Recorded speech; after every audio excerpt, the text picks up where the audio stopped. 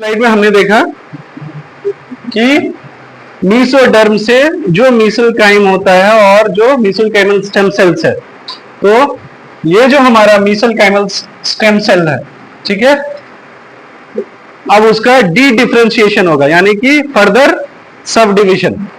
तो जब वो फर्दर सब डिविजन या जो मीसेलकाइमल जो सेल्स है वो जब फर्दर डिवीजन डी डिफरेंशिएट या डिफरेंशिएट करेगी तो दो भाग में बढ़ जाएगी। एक भाग होगा जिसको हम बोलेंगे, जिसको नहीं दिख रहा है, कॉन्ड्रोब्लास्ट, और दूसरा कॉन्ड्रोब्लास्ट से कन्वर्ट हो जाएगा कॉन्ड्रोसाइट सेल।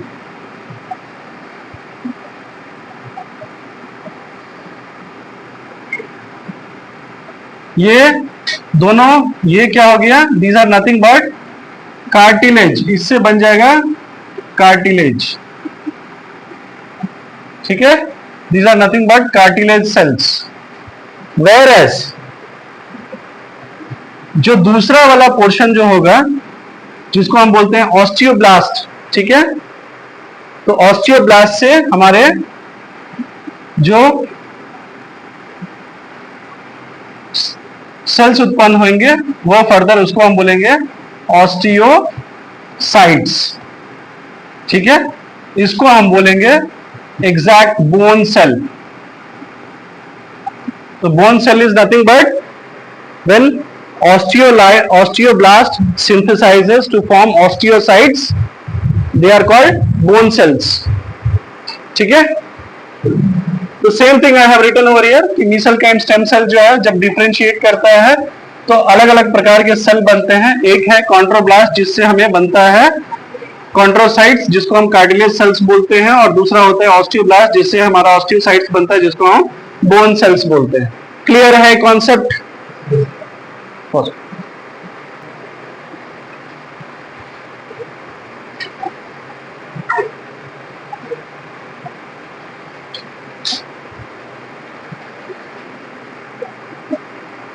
तो पिछले स्लाइड में क्या देखा है हमने,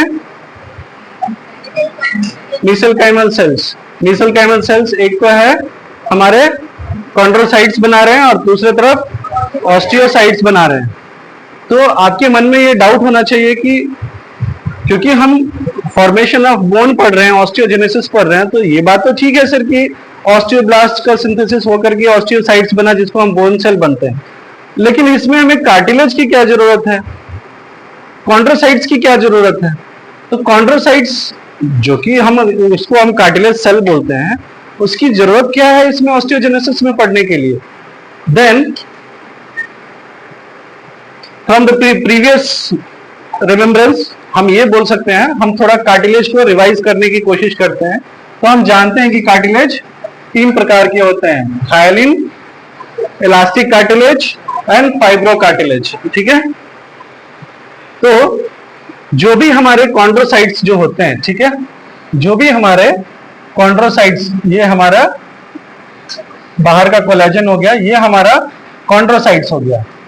तो कॉन्ड्रोब्लास्ट से हमारा कॉन्ड्रोसाइट बना, लेकिन कॉन्ड्रोसाइट्स विच आर लोकेटेड, ये कहां पे लोकेट कर रहे हैं, दे आर स्पेसेस, इसको हम बोलते हैं लैक्यूना, ठीक है।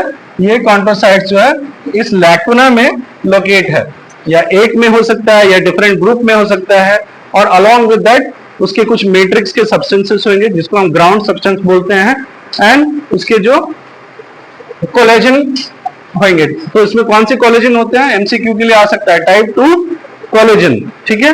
तो लैक्यूना के अंदर में, लैक्यूना के अंदर में जो हमारे कॉन्ड्रोसाइट्स हैं, ठीक है, दे आर इन ग्रुप्स और दे may be in single.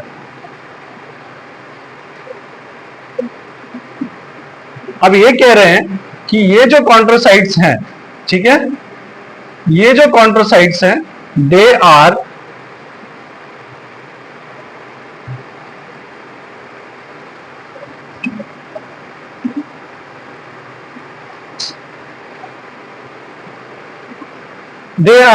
A type of connective tissues. तो ये जो कनेक्टिव टिश्यूज है, they are in layers which covers the cartilage. लेकिन इसमें जो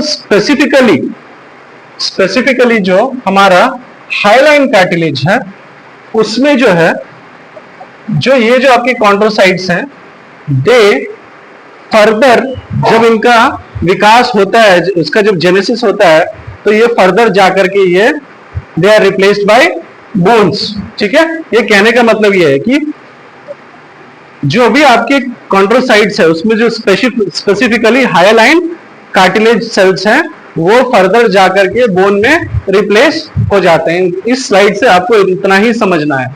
ठीक है, and on the basis of that हमने फिर क्या किया, इस पूरे प्रोसीजर को हमने ऑसिफिकेशन को दो भाग में बांट दिया। एक वैसा ऑसिफिकेशन डेवलपमेंट के बेस पे जिसको हम एक्टोकॉन्ड्रल बोलते हैं, यानी कि जो ऑस्टियोसाइट्स डायरेक्टली ऑसिफाई होकर के बोन में कन्वर्ट होते हैं, जैसे हमारा स्कल हो गया। ठीक है, और ये वैसे जिसको हम एंडोकॉन्ड्रल ऑसिफिकेशन बोलते हैं, वैसे कार्टिलेजिनस सेल्स या वैसे कॉन्ड्रोसाइट्स जो कार्टिलेज से बोन में कन्वर्ट होते हैं। So two type of development model you have. ठीक है, क्लियर है इतना?